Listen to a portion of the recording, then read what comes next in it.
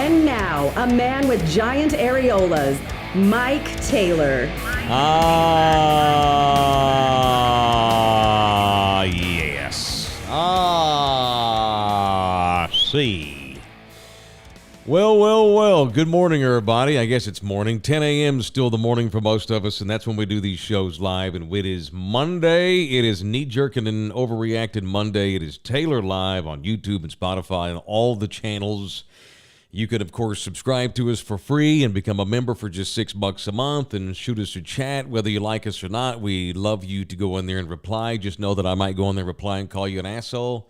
Or I might call in there, I might reply and tell you that your opinion's awesome. And whatever it might be, we have fun with it, and I appreciate it. What's up, Thunderdome? It is a new work week on Taylor. I am, if I got a little puffy cheeks today, I'm not sure if you can notice. I got a little bit emotional. I got a little bit emotional this morning. So my girlfriend's birthday was last week, but it fell during the week, and we had a sick dog who got his ass kicked by the neighbor's dog, and so he was torn up, and we didn't really get so her birthday was on Thursday, and we had a dinner at the house, and the dog was screwed up, and he's better now, thank God, but I wanted to make up for it, so we got out of town for the weekend and spent the weekend up in Bernie and spent the weekend at that Kendall Inn, which is one of the oldest hotels in this part of the country. I think it was built in like 1859, and stayed there. And because it was delayed Nina's birthday, I made the decision to not watch the Hall of Fame ceremonies live. I didn't want to. I'm with my girl, and we're having a good-ass time, and I didn't watch it last night in live time. I watched it like 45 minutes ago. So as I'm coming on today, I'm just having watched these speeches, which actually might be better television because the emotions are still pent up in me and they're raw. And I got a little bit emotional, like twice, crying I wasn't crying like a bitch. But man, you know, it's hard to, and one of these days someone's going to, and I've said this for a long time, one of these days someone's going to write a damn good book that's going to fully encapsulate just what an amazing situation that we all have here, that those of us that live in South Texas, those of us that specifically live in San Antonio, Texas, the situation that we have with our basketball team. I get paid to talk, but I'm not even eloquent or intelligent enough to come up with the proper superlatives. I try my best, but it doesn't do it justice, just how special this whole thing is. And will continue to be forever as long as there's a world and Jesus doesn't come back and take us all and there's the Spurs. It's going to continue to be special and unique, unlike most cities and their relationships with their teams all over the country. But because of the greatness that this organization has represented for going on 30 years, and some of y'all would say longer, throw that in there, and it just makes it doubly special. And just, it was Spurs weekend. You know, Dirk Nowitzki got in, Dwayne Wade got in, but it was Spurs weekend at the Hall of Fame. And I literally watched both. I watched Tony's and Pop's and part of Becky's, and we're going to play snippets of a couple of it here in a second. I just watched it, and all in the fields. I'm just so happy that I'm so lucky that I had the opportunity to get a job and move to this town. And you know, now I am a San Antonian now. There's no doubt about that. But just I'm so fortunate that I was offered an opportunity to come here and then be around that franchise and just be in a city that's as unique and as special as this one is. And I'm not trying to get all, I know I'm not trying to be a sissy, but you know, I just watched these speeches not long ago, so I'm like, I love my, and like, why not? Hey, why not? So I went and got my bootleg, not NBA sanctioned championship. That's all it was about. I came down here for that and wound up staying because I got kids and stuff, and you know, now I'm a San Antonian. But man, that was so cool. And I guess we'll start with Pop here. So what I want to do this morning, LG, is I want to give some takes on Pop and his speech. And then I want to get into the Cowboy game. I don't have a lot on it. I've got a lot on it, but how much of it really gets, it's a freaking preseason game. But I've got some Cowboy stuff I want to get into too. We got to hype our big remote we have coming up on Friday. at the Ringer, so I want to make sure I give those boys some love today. But we're going to be pretty Spurs intensive. I'm going to talk about Tony's speech and Becky Hammon's speech and give some Cowboys takes interspersed in there. I was actually at the movies last night when this all was going on. And I want to talk about the movie that we saw because the LG's seen the movie too. And so we'll get into that at the end of the show during the Taylor Trash segment, which, by the way, we've decided to move the Taylor Trash segment to the end of the show.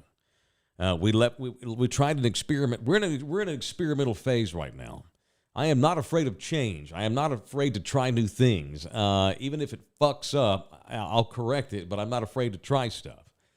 Last week, we put the Taylor Trash segments out there on their own, and we dropped them periodically during the days just as their own babies. LG and I got to talking, and we think that it's better served to just run Taylor Trash at the end of these shows. Reason number one, it gives us less work to do. We just put it all in one show. So that's just the facts because, we can't sit up here all day just doing 15 shows a day. But anyway, I digress. Let's get into last night. So I just watched these things. And so I'm emotional, and so you talk about an overreaction. This is like a post-game show you get me now, right after I watch these speeches. We'll start with Pop. It was the typical, I just can't believe that this happened to me. It was funny, and it was purely Pop, man. He almost got emotional a couple of times, but I've never seen a tear actually come out of his eye. We saw his eyes well up last night a little bit, but I've never actually seen it leak. He's able to control it or something. But we got a couple of emotional moments. We got typical Pop humor and sarcasm, which was great. But we also got the humble dude, which is ironic because a lot of people that don't live here and don't know much about the Spurs and Greg Popovich, they don't realize just what a humble dude he actually is. A lot of that mean bear shit is just, it's not for show, but it's a part of who he is, but it's not all of who he is. He's not a 24/7 butthole. And, he is a lot, which is funny because and even at one point, and he was being silly when he did it, he jumped on Ahmad Rashad because at one point last night, I guess the producers of the show up in Springfield, Mass. Thought Pop was done, and he wasn't. And it was kind of like the Oscars where they start playing music, telling you, oh, wrapping it up, and then Ahmad Rashad, who's the host, he comes out to get Pop's like, no, I'm not done. He scolded Rashad. It was in fun because he wasn't done, So we saw all of the personality of Pop last night, and it was great. And what I took from the Pop speech, then we'll get into some Cowboys talk from Saturday too, was, he got emotional twice. Once was when he was thanking Jerry Colangelo for hiring him as the head coach of the Olympic team. I don't know how much we got, I don't know how much you wrapped your arms around the USA basketball team in the Olympics in Japan. I certainly did not. I was happy for Pop, for sure, and Keldon Johnson, mostly Pop, because I knew how much it meant to him. But, boy, it did mean a hell of a lot to Pop. Pop tried out for the Olympic team in the 70s and didn't make it. And it was kind of his lifelong dream to be the coach of the Olympic team. Even all those years he was kicking ass with the Spurs and they were winning titles, he always wanted to be the coach of USA basketball. So when Mike Krzyzewski decided to step down and no longer do it, and they hired Pop, Pop was emotional that day at the press conference when Jerry Colangelo was in town. I was at the press conference to introduce Pop as the USA basketball team coach. And so last night watching his speech, that emotion welled back up in him because not only did he get to become the head coach of the team, but they won the gold medal, and now Grant Hill's the coach. But it just meant a hell of a lot to Pop to be able to get that opportunity and then to win gold in Japan. Everybody in masks. It was a weird scenario, but he was able to get that group together enough to win gold. And, the USA winning gold they're expected to win gold, but not nearly like they used to be because of the competition worldwide, So it meant a hell of a lot to Pop. He got a little emotional last night talking about Larry Brown and talking about Don Nelson. The two guys in the NBA that were most instrumental to a young Pop when he was young coach, getting him hooked up with gigs in the NBA. Larry brought him, Larry met him and was charmed by him when he was a Pomona pitcher. And Larry Brown let him, go spend some time with him at Kansas. And then he wound up spending some time at KU. Basically, he went on sabbatical from Pomona pitcher and just basically learned at Kansas, and then learned and spent some time that year at North Carolina and learned a shit ton from that too. And so Larry Brown was like his original mentor that hooked him up with those early gigs and brought him to San Antonio. And then, of course, when Larry got fired, Pop got hired by Nelly, and Pop spent a little bit of time up at Golden State with Don Nelson. And that showed Pop an entirely different way to coach in the NBA, and it made Pop more well-rounded as a coach because Nelly had that wild-ass offensive style. And it was cool. Pop gave a shout-out to Maui last night after the fires. That's where Don Nelson lives. He's fine, but that's where he lives, and so obviously he's upset about that. It was a great speech. It was typical Pop. Shout-outs to, is it shout-outs or shouts out? Shout-outs to Red McCombs and General McDermott. And it was cool because, I was touched by when because you could tell how much he appreciates. Here's this legendary NBA wizard. And I don't think anybody would complain if they just named the head coaching trophy of the year after him and took Red Auerbach's name off and put his on there. I think we would all understand. So there's this legendary guy that owes nothing, that's accomplished literally everything. But even he had people that stepped up for him, and he still gets emotional at the age of 74 thinking about it. We all have those guys in our careers. We hope to have those guys anyway. Even one, I had, guys that helped me early in my career get this damn job. It made me think about that. So I got a little emotional thinking about my own personal relationship to, getting an opportunity from people. So that was really cool. So it was good. So you have to bear with me today, and we'll go back and forth Cowboys and Spurs because I just watched it like an hour ago, and it got me in the feels some. All right, so there's that. Let's jump into some Cowboys talk. I got some knee jerks from the Cowboys game on Saturday night. Made some time for that, too, in the middle of birthday weekend. But first, a moment here for the official auto glass repair company of Taylor and Thunderdome, R&R Auto Glass. Rule number one, why you should go there. They're easy to find. Right there by the airport, 281 in Tacoma way. So no matter where you live, they're easy to get to in this town. They also take all insurances, so it doesn't matter which one you got, they take it. They're locally owned. They're puro San Antonians, so, that's a good thing. It's an independently owned company. That's the only one in town. There's one R&R right there by the airport. So when you go there, you are helping a local business. And it helps that they're the most kick-ass what they do in the city, but it's nice to put money into a local company. And they're fast and efficient and good and get you a discount. Everybody wants to hook up. And the Taylor Especial, go on there and mention our ass. I don't care if you like us or not. They do. So go on there and mention the R&R that you like us. Mention us and get a discount when you get your glass fixed at R&R Auto Glass. All right, Cowboy talk last night. Oh, for Saturday night. We had a Cowboy preseason game. Good Lord. We're 3 weeks out here from opening night. What is this as we do this show? The 13th, 14th? 14th. They open up the season on the 10th of September. We're less than a month out of here before the Cowboys go to the Meadowlands, and if that's what they still call the Meadowlands, and play the Giants on that first night game to open up the season. And we now have a preseason game out of the way, which is incredible. I said this on Friday in our little Taylor preview for this game. I wanted to see Mike McCarthy. I wanted to see how the offense flowed. I wanted to, it's hard to see that on television. But you can pick up some things and try to overreact to some of the body language and just see how the ball gets zipped around. And obviously Dak didn't play, and none of the guys on offense, none of the starters played, not hardly any of them. Some of those guys out there you'll see on Sundays in the rotations. Scarcely any of the offensive linemen that'll start. Obviously Zach Martin's holding out, which I'm sure he's about to cave. Well, he should anyway. But anyway, this was a makeshift offense.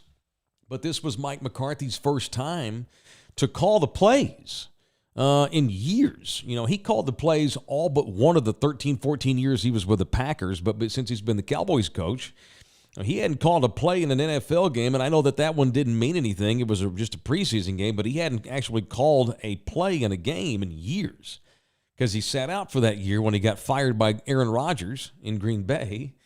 And then, of course, he had Kellen Moore calling plays, here with the Cowboys all this time until Saturday night. And so what I wanted to see was, how smooth the offense looked with a bunch of backups like Cooper Rush and Will Grier. How he interacts with them. How, are the plays getting in? Do we keep seeing Cooper having to stand up here and look, and is he putting his arms in the air and doing this shit and waiting? Hey, where's my play and all this kind of thing? And is it fluid? And of course, it's only going to be so pretty on opening night of the preseason, but you could tell.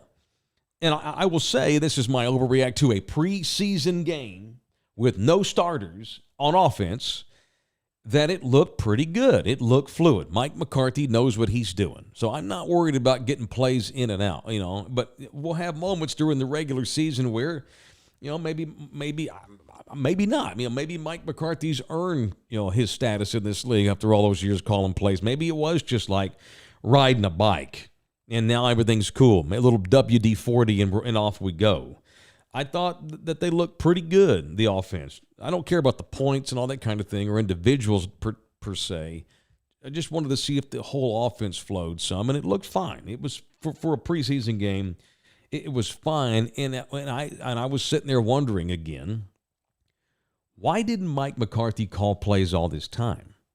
You get fired, and then all of a sudden now the Cowboys bring you in. I'm assuming that, and I've never heard otherwise, that the only reason McCarthy would have called plays, but when he accepted the job, it came with, you got to accept this damn little Keebler elf here calling plays if you want this job. I want me some glory hole. It was Jerry that probably set that up where, hey, we're going to hire you, but we got this old Kellen Moore. He's going to call the plays. And how did it work out? They had a damn good offense, and ultimately they didn't go very far. And Kellen Moore leaves, and they made the decision to leave. So are they going to win more playoff games this year because Kellen Moore is no longer there and he's calling plays for the Chargers, and now Mike McCarthy's calling his own plays? I have no idea. But there's certainly a debate. Maybe this thing, maybe they don't. Obviously, the Cowboys have had, on paper, one of the best offenses in football for the last 3 years under Kellen Moore's calling plays. But would Mike McCarthy have made a difference in the San Francisco playoff game last season, when they were struggling to put points up? Would McCarthy calling plays have been able to see something just in the flow of that game that just might give them one damn stretch of free space, and maybe they score more points? I don't know. It's debatable, and it's over with, and the Cowboys made the change, and I'm sure Kellen Moore feels like he was screwed, but immediately got picked up by the Chargers. He wasn't on the street but about a day when the Cowboys let him go, and so we'll see how things go. And maybe it didn't matter who the hell was calling plays last year. Dak Prescott was not going to play well in the San Francisco game, damn it. No matter who, they could have dug up the bones of Vince Lombardi himself. They could have brought Jim. Now, I always reserve the right to be wrong on these things. I've said for 6 months, I bet you Zeke returns, because no one out there is going to give Zeke any kind of decent money. Zeke's about done. Zeke's a goal line bruiser. He's a veteran leader in your locker room. If that's what you need, great. The Cowboys have leaders in the locker room. The Cowboys don't need a guy that gets in the way. If you're going to speed up your offense and you're going to use your running backs in the passing game more, which it appears they're going to. And shit, you can even defend Kellen Moore in the same sentence by thinking, had Kellen Moore not had to give the ball to Zeke at all last year, what if Deuce Vaughn's on the team last year? A guy with a completely different set of skills, completely different game altogether. Maybe they do score more points, not just because of Deuce, but it opens up the offense more. So I saw an offense that flowed pretty well. I saw an offense that got the ball to the running backs in the passing game a little bit more, and that's going to continue great. But at the end of the day, it is all about Dak Prescott. Don't forget, it's all about 4. It's all about Duck and Dak. And are we going to get Dak Prescott, or are we going to get Dak Preston? Which one are we going to get? And I'm not even sure Mike McCarthy knows that. And so that's what we got to get into the regular season, because I don't think Dak's going to play in the preseason. We got to see McCarthy interact with Dak in games that matter in September. And it all gets up and running on September the 10th against the Giants in New York, which I cannot wait for. All right, it's Taylor, presented in part by Hank the Realtor from Vortex Realty. our boy Hank. Are you about to go through a divorce? Have you been hit with some papers? Maybe you've gotten tired. You hit her with some papers. Whatever the case, if you find yourself in need of a real estate agent for whatever reason, my boy Hank Perez, the realtor from Vortex Realty, serving all of San Antonio, Bernie in the Hill Country, and New Braunfels, and then down south with Lavernia, Floresville, Castroville, and everybody else in between. There's a shortage of homes in this town right now, too. So if you're thinking about selling, because you need the cash, get some equity, build up in your house, and you're okay, cool, I got some built up, let's sell. Call my boy Hank Realtor at 300-1121. He'll run comps on your house for free for Thunderdome. He'll tell you what your property's worth, and if you decide, cool, let's sell this sumbitch, Hank's your guy, the official real estate agent of Thunderdome. It is Hank the Realtor. Text him, course 210, 300-1121, 300-1121. Get a hold of Hank if you need a real estate agent. Call Hank. His name is Hank. All right. Friday. We got a bit Friday. I got to start pumping this thing because nobody's going to show up if I don't promote it. All right, Holmes. So we're going to start at 4 o'clock, right? 4 p.m. All right. So Wait, 4? 4 p.m.? What did we say? 6. Oh, shit. 6. See, that's why I'm asking you. I forgot. 6 p.m. All right. Friday night, 6 p.m. Here, let me help you out. Here we go. Okay. Come out there and be a part of a live performance. Not that these aren't live. 99% of them are live. We're going to do an in-the-flesh show Friday evening at 6 p.m. Doors open at 4 p.m. The event starts at 4. That's where I got the 4. Thank you. So our buddies at the Ringer Pub on Jones Maltzberger and Thousand Oaks came to us and said, because those guys, it's a couple of teachers that started this bar. And they came to us a month and a half ago or so and said, hey, we want to have a back-to-school celebration at the bar, but for teachers. Okay, it's a good bit because this is the first full-blown week of school coming up for a lot of districts. Some are starting this week, some are starting next week. And point being, by the end of the week, the teacher's going to be needing a freaking happy hour because it's back to work after fucking off all summer like y'all get to do. Now you got to go back to work and babysit everybody's kids again. And so y'all are entitled and I'm trying to entice you to show up to the Ringer on Friday and drink one with us. At 4 o'clock begins the kick-ass back-to-school bash. If you come in there and show your work badge, and you don't have to just be a teacher. If you work for a school, it's for educators. Maybe you're a librarian, whatever. Maybe you're just ball coach, whatever. If you're an educator in this area, show your badge. Prove to us that you're an educator, and you get 15% off your bill for the night. All right? They got drink specials. We got food trucks out there. Bacon Me Crazy is the food truck we got coming out there. And then LG and I will be out there Friday starting at 6 to do a live show. Map. And I want to make this interactive with people. I might even get 2 or 3 Thunderdomers to come sit in if they want to. If I feel like it's safe to do so, I might do that. But come out and see us this Friday.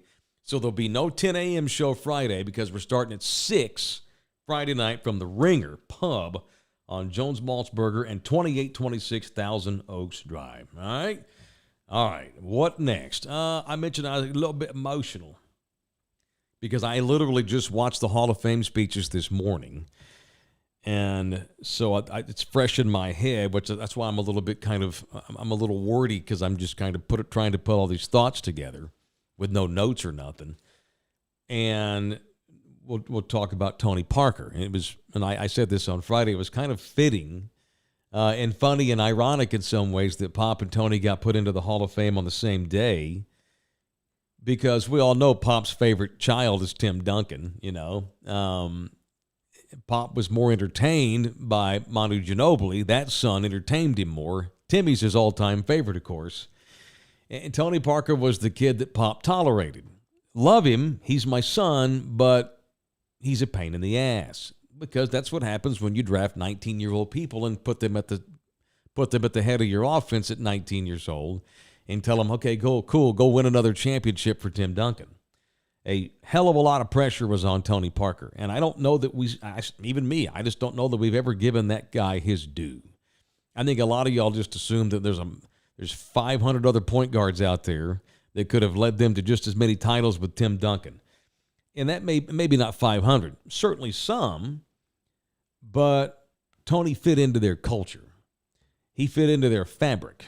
He became familia, and it didn't take him very long. And as Tony was talking about last night, and LG's got a clip, Tony, the moment where he addressed Pop, thanked him for pushing him, and then so Tony's like, you're like my second dad. And then Tony tells that story that a lot of y'all know where they were on an airplane flying home, and Pop made the decision to start Tony. He's like, go get Tony and have him come back here. And that's when he told Tony he was going to start 5 games into his rookie year. So this is the clip of Tony addressing that last night with Pop.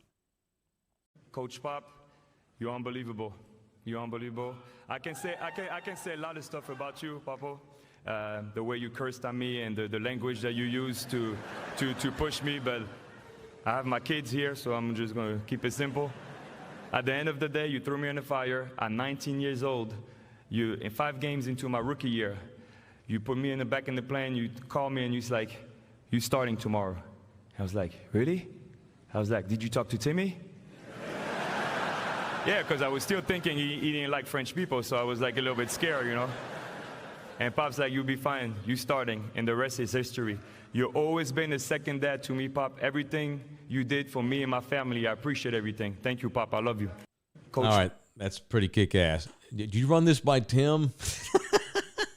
And Tony was joking last night in the speech that Timmy didn't like French people. Damn sure didn't like Tony. I bet that what that was Timmy probably just didn't trust Tony. Okay, here's this kid from France, poor France. So here's this French kid. He's 19. Cool. I go to the Spurs. We win the championship. I've lost my point guard, AJ. And then you go and bring in this young dude. Wait, now you're going to make him the starter? Shit. It probably took Tim some time. Like everybody, we've all just kind of tolerated Tony Parker. So that was a funny story. And I'll tell you that. I mean, I've not watched Dwayne Wade's speech. I watched Becky's. I watched Dirk's. I haven't watched D Wade's. But man, I don't know. I haven't seen Wade's yet. But Tony's was the best speech of the night, as far as I'm concerned. I think it was full of emotion. Tony broke down twice when he talked to his dad, Big Tony, Chicago Tony, the real Chicago Tony. And when he addressed his brothers. Tony's got 2 young brothers that have lived in mostly have lived in the area since Tony's been here all these years, and have helped take care of his stuff, just kind of managed him. And, there's no words you can give your brothers who have been there for you through all this stuff. And so that was really cool. A lot of laughter, and a lot of sincerity from Tony Parker, too, dare I say. I thought that was the best speech given by everybody, including Pops. The Michael Finley story, if you haven't seen this yet, go back and watch Tony's speech today. It was great. The Michael Finley story that I had forgotten. And it was funny because, and I was actually in the Metro Sex in these days, covering the Mavericks for their flagship station. And it sucked to lose Michael Finley. But I was actually kind of happy for Michael Finley because where I was in my career, living in the Metro Sex at that time, I was convinced that Dirk was never going to be able to give. My favorite player in the league at that time was Michael Finley. And I did not think Dirk had the balls or the guts or the stomach to lead the Mavericks to the championship, thereby giving my guy, Michael Finley, a ring. I just thought if Mike stays here, he's never going to win a ring. And when Mike decided to go to the Spurs, even as difficult as that was for people up there, there was a big part of me that was happy because I'm like, and even Tony, and Tony like talked shit about this last night. Tony's like, we told Michael, if you want to win a championship, you need to get out of there and come down here. It was funny. It's true. That's what we all thought that. Mike's probably going to win a ring now because he decided to go to San Antonio. Nobody held a grudge up there against Michael Finley. They wanted him to win a title because we all love Michael Finley. We still were kind of getting used to Dirk up there in those days. We love Michael. And so when he went to the Spurs, as shitty as it was to have him in that black and silver, when he won the title, it was awesome. But the funny part is the first year he was here in San Antonio, they did not win the title. They got eliminated by the Mavericks, ironically, which was hilarious. And Tony's like, I'm sorry. We'll try. But Tony went on. But Tony was. This was part of his speech. If you get a chance to go see it, he was saying. So after we lost to the frickin' Mavericks in the playoffs, I was absolutely just. I had to make sure that I did everything I could to live up to my promise to Finley that we would win the title here in San Antonio with you here. And then, of course, the next year, they whooped Cleveland's ass in the finals, and Tony's the MVP of the series and all that kind of thing. And Michael was there last night. It was good to see Mike. I hadn't seen him in a while. He's getting older. It was a great speech, full of funny, full of sincerity, tears. It was great. And even a borderline cheesy quote, but I mean, it was from the heart. And so Tony was like, here I am, a short French dude, while everybody here in my home city, they're all playing soccer or other sports. I want to go to the NBA, and everybody's like, whatever, you can't go to the NBA. And I'm like, no, I want to go to the NBA. And he was talking about how when he was a kid, people laughed at him, and Tony had I don't know where he got the quote. Hell, it may be his. I've never heard it before, but Tony was saying last night, if people don't laugh at you when you tell them what your dream is, your dream's not big enough. Oh, so dream big. And it was a great speech, man. It really, really was. All right, the other one was Becky's. Becky Hammon. She had a real emotional moment there, too. That got me in the feels this morning watching that a little while ago before I came to LG Studios.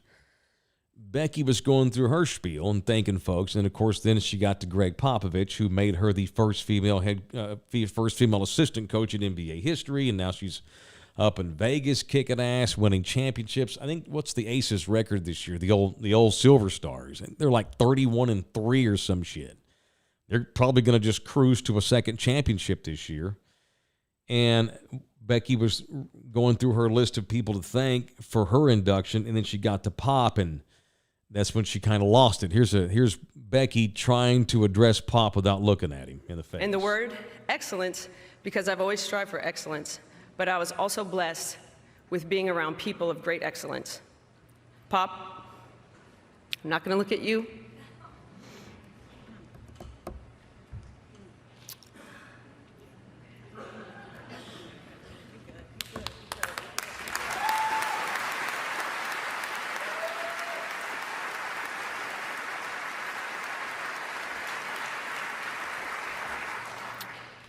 You're a man of principle and excellence. I know you weren't trying to be courageous when you hired me, but you did do something nobody else in professional sports has ever done.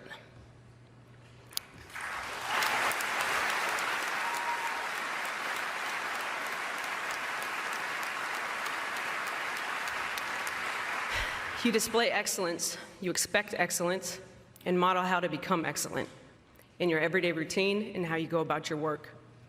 You spoke courage into me with a phone call as I was getting ready to coach that first summer league team in 2015. You said, just be you, you're gonna be great. And you've texted me that.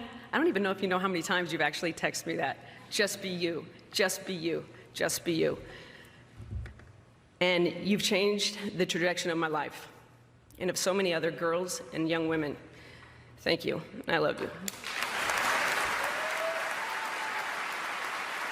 Kick ass. Look, I'm not saying Becky's perfect. Pop's not perfect, but Becky's had some controversy in Vegas this year.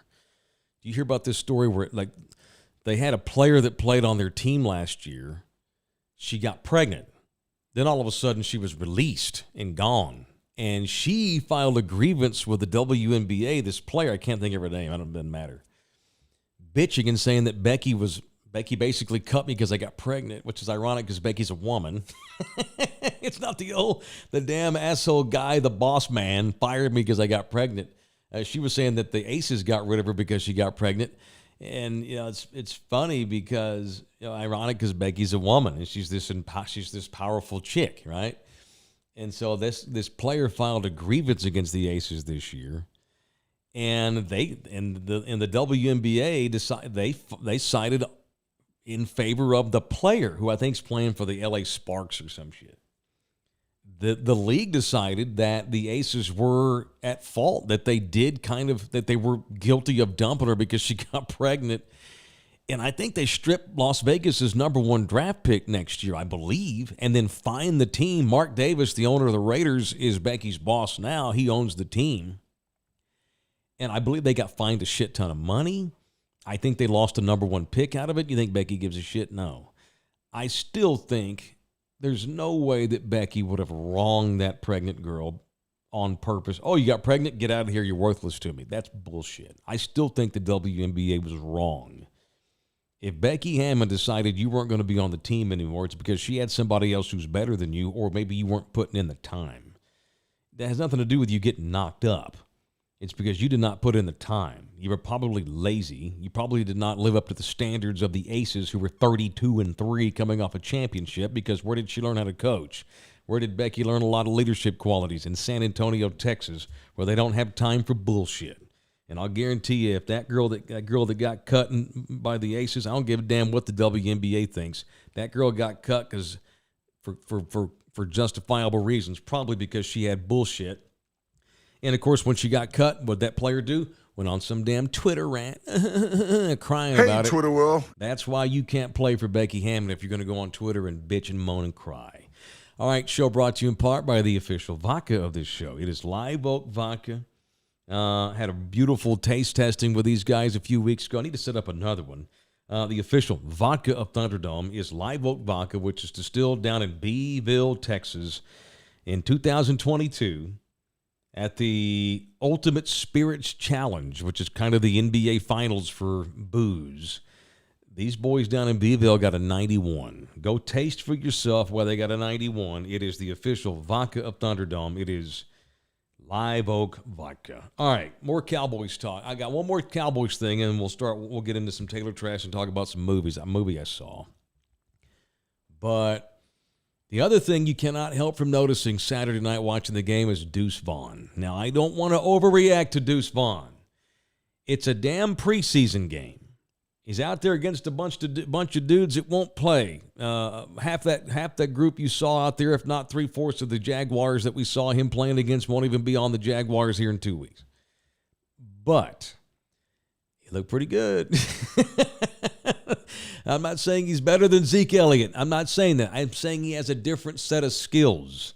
Skills that this particular offense needs that Zeke Elliott does not provide. I'm not saying I'm not saying nothing. I'm not saying he's going to wind up leading the league in rushing. I don't even know that Deuce Vaughn will ever start for the Cowboys. Is he RB2? I mean, I just think I think Deuce Vaughn's RB whatever you need him to be on a given day. He's whatever you need him to be on a series. He is Darren Sproles reincarnated, man. And that's saying a lot because Darren Sproles played for 10, 11, 12 years in the NFL. Y'all remember that little scat back, that little sumbitch? You couldn't even see him out there looking like it's bring your kid to work day, standing on the Eagles sideline out there kicking people's asses, including Dallas's twice a year. You know, I don't like small dudes like that. And Deuce Vaughn's creepily small. I think he's like 5'5". He looks insane. His helmet looks too big for him because he's just so small. But he's so damn shifty. He's so fast, and his burst is unbelievable. And I already didn't like sumbitch because he torched my beloved TCU Horned Frogs in the damn Big 12 championship game last year. But you cannot dismiss the talent he's got. When they drafted him, you know, remember that real emotional moment that the Cowboys released of his dad? His dad is the VP of scouting. He works right underneath the director of scouting for the Cowboys, Will McClay. His dad does. And so they released that call where the dad's making the call, an emotional call, telling Deuce, hey, we just drafted you. You're going to the Cowboys. You're going to work with me. It was just an emotional, beautiful moment. And I was like, okay. To me at that time, the cynic in me was like, half of this is they think he might have a chance to make the team. Half of this is your daddy is on the team. Your daddy works here. I didn't, and Jerry's like, that's not at all the truth. This is, his kid earned it. Jerry has vehemently denied that it had anything to do with his dad being in the organization. And I doubted that. But boy, all Deuce has done in training camp, in shorts, mind you, is kick ass. And all he did the other night was kick ass. The burst he has, the ability to get around people, and he's so tiny. He has mastered the art, though, because he's tiny. I'm afraid every time he gets hit, he's not going to get up. But he's mastered the art of following his blocks, and he's so tiny he can fit in these little tiny-ass holes, and just all of a sudden he's gone. Catching balls out of the backfield, scoring touchdowns. He probably can't block for shit because he's so little, but boy, he can be that Darren Sproles that the Eagles had for all those years, where he's probably never going to start. And Tony Pollard's the guy, and probably, Rico Dowdell or Malik Davis will also get looks at running back this year. But that dude is versatile and can do anything you need him to do. You know who else is versatile? The official collision center of Thunderdome, Elite Collision, Holmes. Oh, hey, what's up? I'm at Elite Collision of Bernie, the official collision center of Thunderdome. If you have some work that needs to be done, we're busy, baby. We always working at Elite Collision. They got a lot of work because they're damn good at what they do. It is just north of the rim, just inside of Bernie, Texas. It's EliteCollisionofBernie.com. EliteCollisionofBernie.com. All right. Very good. See, I got all these side hustles now. I'm trying now as television pitch man. I won't cuss and I won't wear T-shirts for your company, but thank God, as somebody like Elite, they didn't give a damn. Just you can wear whatever you want. It is Elite Collision of Bernie, the official collision center of Thunderdome, right off of, was it exit 542, right there, headed up to Bernie, about 10 minutes past the rim on I-10. Can't miss them. They're right there on the side of the road. It is Elite Collision, the official collision center, body repair center, paint job center of Thunderdome, EliteCollisionofBernie.com, EliteCollisionofBernie.com. All right, it is 10:43 on Mike Taylor Live on YouTube and Spotify and all the things.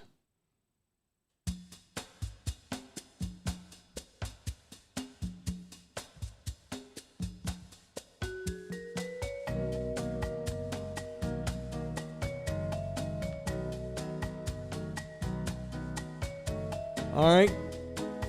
It is San Antonio City Soccer Club who brings us Taylor Trash and Hardwick Mortgage. San Antonio City Soccer Club. That organization's home games have proven to be an incredibly popular attraction in and around the area. They draw in a significant number of players and families. If you're looking for a club to play soccer, all ages at San Antonio City Soccer, ages 4 to 19. Great club. Cool people. Over 1,500 kids at any given time during the soccer seasons. It is the official soccer club of us, San Antonio City Soccer Club, and we are looking for sponsors for the pitches. We got 6 fields up there on the north side that need sponsorship help. We've got 2 already, Sunburst Gymnastics and Methodist Health System. They have stepped up and they have decided to sponsor fields. One of them, Sunburst Gymnastics, is naming the field Thunderdome Field, which is awesome. We need 6 more. If you're interested in finding out information about how to be a sponsor, maybe you and some people can go in together and sponsor a field, jump into my DMs. Hit me up, all right? All right. It is time for Taylor Trash, also brought to you in part by Hardwick Mortgage, which I'll do that in a second, LG. So last night, we went and saw Oppenheimer. You saw it last week. Did you ever wind up seeing it on the 70 millimeter that was such a big damn problem for everybody? Not. You just said, I just went and saw it in IMAX at Palladium, and it still crapped out, so yeah. Well, the sound did. But so you didn't so you got... No, I watched the whole movie, yes. Right, yeah. But they wound up giving you like free passes exactly. to come back? Yeah, because the speakers blew. Did it ruin the movie for you? Not really, no. It's just kind of annoying. So the speakers blew, but not the voices, right? Just like all the sound No, it's effects. just like crackling and static throughout the whole last half of the movie, yeah. What a pain in the ass. Well, we went and saw it last night. Also at Palladium, but not on the IMAX, on a regular theater screen. Dude, just speaking technically from a sound effect standpoint, and of course, I don't have the ear that you have. It was awesome. Like, my heart shook several times because Oppenheimer's the Christopher Nolan movie where, Christopher Nolan, he gets pretty artsy and he uses a lot of symbolism and stuff in the movie. So interspersed in this movie, which is it's over 3 hours long, which it felt long, but not too long. Like I started to think, my body's telling me, okay, we've been in this chair for a while, but it wasn't. It was just to the point where, okay, I need this to end, and it did. So it was fine. We got through that. It had some of those moments where you thought the movie was about to end, and then it just goes on for another 30 minutes or so. But it really didn't. It didn't feel like 3 hours though. Right. To me, I agree. I got to the edge where it's like, okay, now this thing probably needs to wrap. Okay, good. It wasn't like, oh my God, this is a nightmare, or this is a dredge. But there's a lot of dialogue in it. A lot of very inside history, inside baseball, historical concepts. I can see where that might get a little long for some folks who don't care about that part of this story. But also interspersed in this movie throughout was a bunch of different, like, I don't know, help me out here, Christopher. Like, he tried to show what like visions like of flashbacks and what energy premonitions and weird things. Yeah, but atoms and that. Yeah, he tried to like mimic what it would look like in space. Oh, by the way, we're spoiling the movie right now a little bit. A little. I mean, let me take care. There's moments where he tries to show you the science behind all this. Fission, fusion, these kinds of concepts that these doctors and scientists used on the Manhattan Project. I'll stop there. It's very artsy. All right, it's the story of Robert Oppenheimer, who was hired by the government in like 1940 to spearhead the Manhattan Project. He happened to have some land out in the middle of nowhere in New Mexico, so it was Oppenheimer who recommended that they set up shop at Los Alamos in the middle of the desert of New Mexico and build the atomic bombs, 2 of which they dropped on Japan, 1 of which they tested right there on the site in New Mexico. It is the story of that. It is the story of Oppenheimer's recruitment. It is there's a lot about his own personal life, just trying to give us an idea of what he was like what kind of man spearheads this kind of an operation that's going to do that kind of destruction on humankind, whether or not he's evil or not, whether or not he was communist or not. And then it also at the same time, like it kept going back and forth. I don't want to give too much away. Sorry. It would show scenes of him and his team building the bombs, but then it would flash forward to the hearings that were had after the war as the United States military subsequently tried to tear this guy down, where it's like, okay, Mr. Mad Scientist, help us build this evil destruction so we can go blow up a bunch of Japanese people so that they will quit and we can get in this war. But then, okay, he does it for you, and then after that, you distance from the guy and totally blackball this dude from government. I'm a history nut. I'm a World War II fiend, and so I already went into the movie expecting to dig it. And on the Taylor Power Index scale of 1 to 5, with 1 being dog shit and 5 being Oscar-worthy epic stuff, I will give Oppenheimer a solid 4. I thought it was excellent. I'm not going to put it in my top 50 all-time Taylor Power Index movies, but it's absolutely worth the 3 hours, and it's absolutely worth the historical ride if indeed you are a person who likes to go down historical rides. What would you give it on a scale of 1 to 5, with 5 being the best? Maybe a 3. Okay. Yeah. Did you think, why? Because it was long? No, it was just a little too much dialogue. I would have, it's a movie. It's more of a courtroom movie to me. It seems like most of the movie took place, just a trial. It seemed like a courtroom documentary. Yeah, there's a whole lot of 12 Angry Jurors to it. Yeah, there's that's what I'm saying. It was a slow burn for sure. No pun intended. Okay, just slow burn that led to a giant explosion. Or the slow burn of all those people. Okay, God almighty. I guess it was more of a fast burn, though, maybe, for some of them, for the impact. Well, some wound up getting cancer later in life. Yeah, some got the slow death. God almighty. It also reminds me of, that was not that long ago, man. No. Where this world, it's like we get wrapped up into how awful the world currently is, how divided we are, how polarized everything is. in this modern Twitter world where AI is about to take over if we don't get our shit together. Hey, Twitter world. Where O.J. Simpson has a Twitter account that I can't not look at every time he tweets. I'm sorry. I'm just saying. I'm obsessed with O.J. But it was a reminder that we're all so arrogant because we always think that the time we're living in is like the most important time in history. It's the most important time for us because we're alive, but we're at the end of the day, we're just a bunch of worms headed to the dirt. This is true. This is not the most important time in the world's history. It happens to be the latest. It's the current time, but it's by no means the best or the worst or the most boring. We live in a world where human beings literally were enslaved by others, and that was not that long ago either. We live in a world where not very long ago we nuked 2 cities in Japan, purposely burning to death civilians, to get the Japanese to stop the war. That was not that long ago. We do not have that going on currently in this world. Most of what we have in this world is a bunch of just bitching. A whole bunch of talk with very little bite and a whole bunch of barking. I thought it was good. I thought it was a 4. All right. Taylor Trash also brought to you today by Hardwick Mortgage. If you're thinking about upgrading and you're wondering how you can afford anything, call to get pre-qualified and see what you can afford in this crazy world we all live in. Home values have gone way up significantly in recent years. Use equity in your home to pay off other debts. Maybe you just need cash. Call my boy Brad Hardwick. He will let you know what you can get pre-qualified for on the housing market. Maybe you're looking to buy some land. Maybe you're looking to sell a home. Maybe you're looking to buy one. Whatever it is, whatever the case, when it comes to a real estate business, you're going to need a mortgage guy. And the official mortgage man of Thunderdome is Hardwick. The information is presented for informational purposes. This is not a commitment to lend or extend credit. Information and/or dates are subject to change without notice. All loans are subject to credit approval. Other restrictions may apply.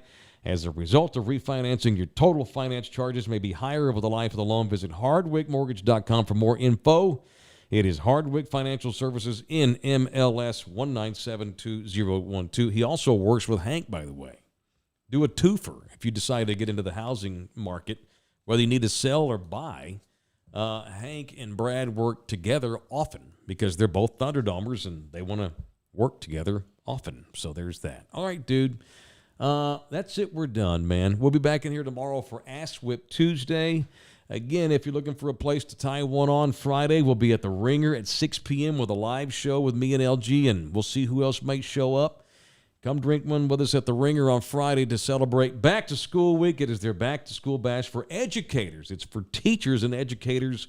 Show your work badge. Get 15% off your bill that night at the Ringer. So thank you, boys, for having us come out and being a part of that. Tomorrow is Ass Whip Tuesday. What is whipping your ass and why? Be thinking ahead. We'll get into that mañana. Subscribe to this thing. Tell your homies. Become a member if you just really dig it. It's only $6 a month. That'd be great. We got a shit ton of gear in here. We have to keep cleaning up to speed, so that's how we do. All right, love you all hard. See you in here mañana.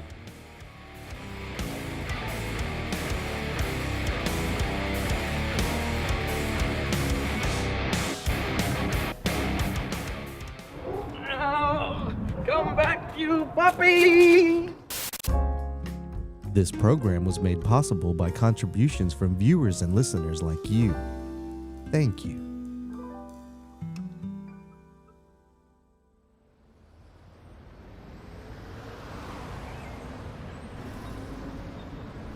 This is a Bronx-bound 6 local train.